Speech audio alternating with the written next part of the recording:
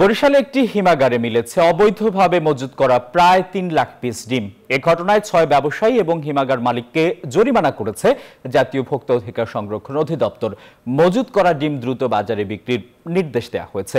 এদিকে চট্টগ্রামের পাহাড়তলীতে ডিমের আড়তে অভিযান চালিয়ে বেশি দাম রাখার প্রমাণ মেলায় বেশ কয়েকজন ব্যবসায়ীকে জরিমানা করেছে স্থানীয় প্রশাসন।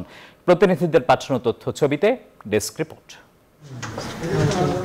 দীর্ঘদিন ধরে হিমাগারে ডিম মজুদ রেখে বাজারে কৃত্রিম সংকট তৈরি করে বেশি দামে বিক্রি করা হচ্ছে এমন খবর পেয়ে বরিশাল নগরীর হাটখোলার খান কোল্ড স্টোরেজে অভিযান চালায় ভোক্তা অধিকার সংরক্ষণ অধিদপ্তর।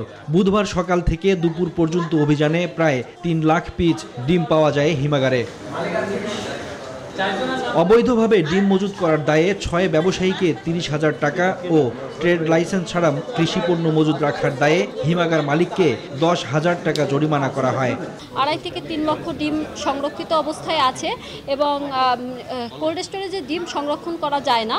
তো এক্ষেত্রে ভোক্তা অধিকার সংরক্ষণ আইন ২০০৯ লঙ্ঘনের অপরাধে যারা এখানে ব্যবসায়ীরা ডিম রেখেছেন ৬টি ব্যবসা প্রতিষ্ঠানকে এখন পর্যন্ত ৩০,০০০ টাকা জরিমানা করা হয়েছে। তবে ডিম মজুত করার অভিযোগ অস্বীকার করেছেন ব্যবসায়ীরা। এই পাবনা দিয়ে কিনছি ৪ দিন আগে বেচতে পারি না, এই জন্য রাখছি যে ঠান্ডা থাকার জন্য, আর কিছু না। খাসির ডিমগুলো তারা ৭ দিনের মধ্যে নিতে বলছে, কিন্তু ৭ দিনের মধ্যে চলার মতো তো এটা ক্ষমতা নাই। এখন যে নষ্ট হয়ে যাবে সেটা এখন ক্ষতিপূরণ কীভাবে আমরা পূরণ করব।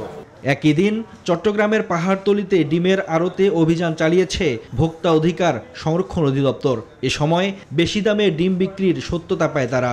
বলেন, মূল্য তালিকা টাঙানো থাকলেও তা মানছে না ব্যবসায়ীরা। এ সময় কয়েকজন আড়তদারকে জরিমানা করা হয়। কারচুপির তারা সুযোগ রেখে দিয়েছেন, সেই বিষয়টা আমরা নির্দেশনা দিচ্ছি এবং আইনানুগ একটা আমরা অর্থদণ্ডের দিকেও যাব। মজুত করা ডিম ১ সপ্তাহের মধ্যে বিক্রির নির্দেশ দিয়েছে ভোক্তা অধিকার সংরক্ষণ অধিদপ্তর।